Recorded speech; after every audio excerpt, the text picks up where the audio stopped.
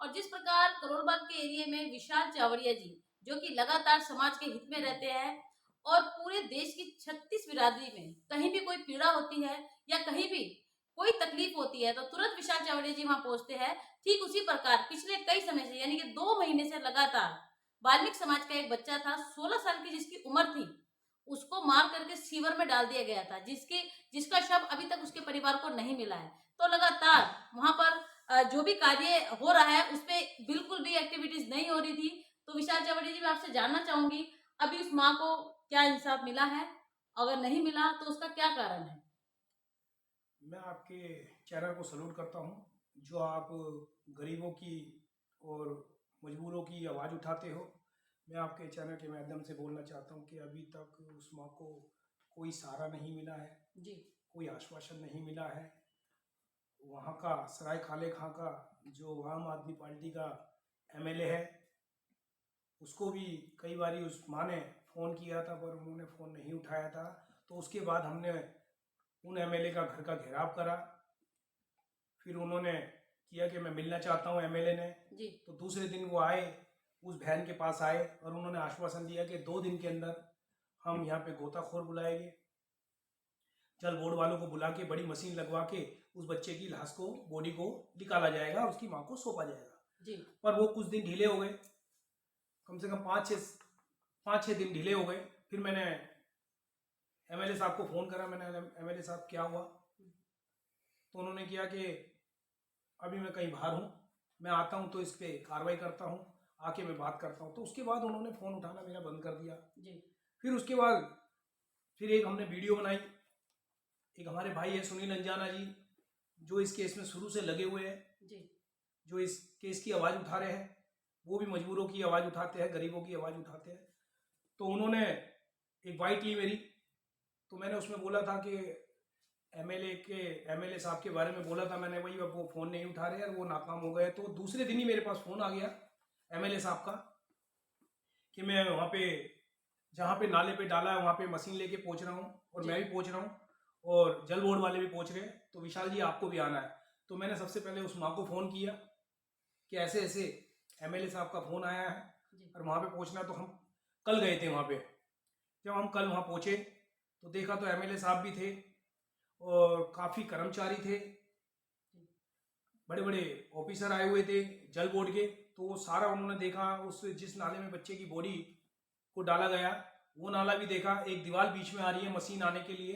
तो एमएलए साहब ने आश्वासन दिया है, अब देखते ही आश्वासन कितना काम करता है और ये लोग नेता कितना काम करते हैं। मैं तो सबको कहना चाहता हूं, या वो बीजेपी का नेता हो या वो कांग्रेस का नेता हो या वो आम आदमी पार्टी का नेता हो, जो भी उस बच्चे की बॉडी निकाल के उसकी मां को दे देगा वो हमारा हीरो है।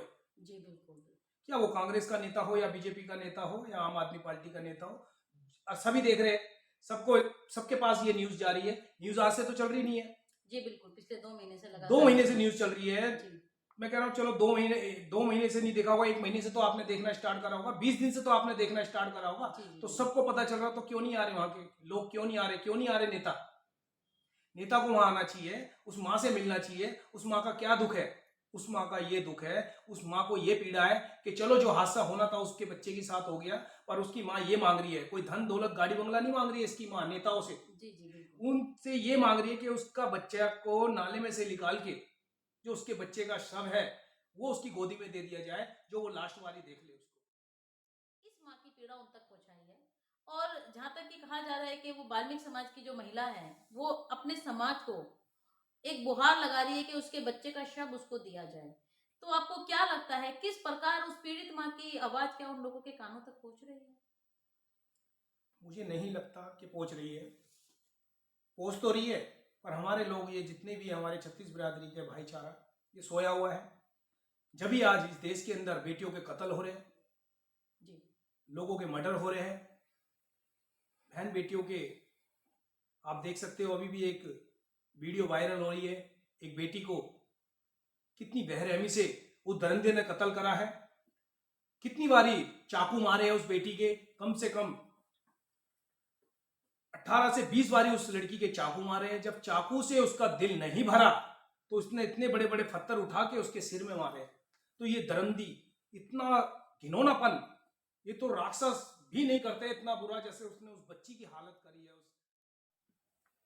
विशाल जी, बहुत अपने जो समाज को लेकर के पीड़ा या छत्तीस कौम को लेकर के पीड़ा है, आपको बिरादरी को लेकर के पीड़ा है, वो आपने बिल्कुल सही बोली। मगर कहीं न कहीं मैं आपको ये बताना चाहूँगी कि ऐसे हादसे ये पहला हादसा नहीं है, ऐसे बहुत से हादसे हैं, जो हो रहे हैं, होते आए हैं और होंगे भी आगे जा कर के।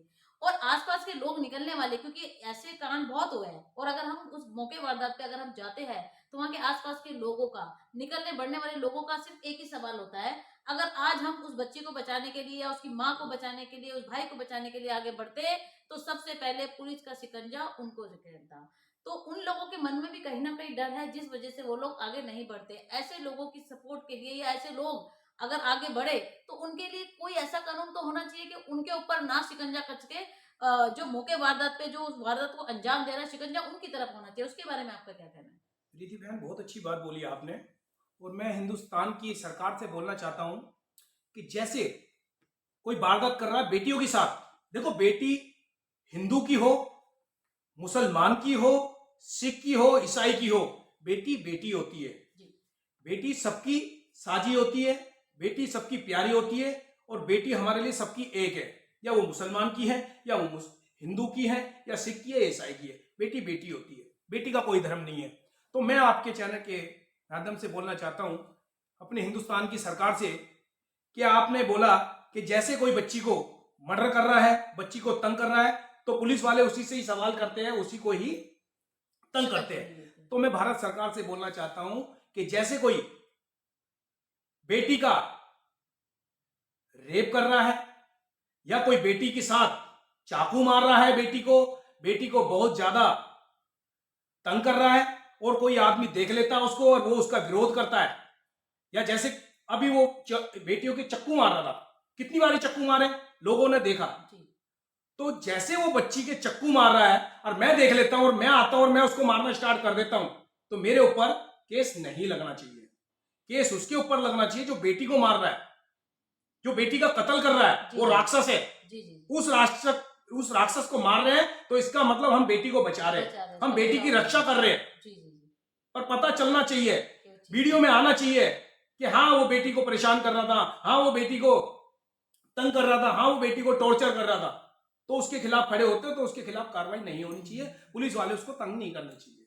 तो हम ये भी कहना चाहते हैं अपनी भारत की सरकार से कि जो हाँ ये होनी चाहिए, क्योंकि डर के मारे कोई खड़ा नहीं होता। ये बात आप ठीक कह रहे हो कि कोई भी सब डर जाते हैं कि वही वो चाकू मार रहा है, हम उसको मारेंगे तो पुलिस वाले हमें अरेस्ट कर लेंगे। अक्सर ऐसे ही होता है। हाँ, तो हम भारत की सरकार से बोलना चाहते हैं कि ऐसे टाइम में जो बेटियों की हेल्प करता, बेटियों की, सिर्फ बेटियों की, और बेटी मुसलमान की हो, हिंदू की हो, सिख की हो, ईसाई की हो, बेटी कोई भी है वो बेटी हमारी है। जो बेटी के साथ गलत करेगा वो दरिंदा है, तो उसके खिलाफ कार्रवाई होनी चाहिए, और जो उसके खिलाफ कार्रवाई करेगा या उसके खिलाफ कोई पहल करेगा उसके लिए सपोर्ट होनी चाहिए। बहुत अच्छे विचार विशाल जी आपके, और बहुत एक मैसेज आपने दिया, अपने मैसेज के थ्रू उन लोगों को सपोर्ट भी दिया ताकि वो आगे आने वाले जो कोई दुर्घटना ऐसी होती है तो उसमें वो उस व्यक्ति को बचा पाए जो उसका शिकार हो रहा है। आज के इंडिया से मैं प्रीति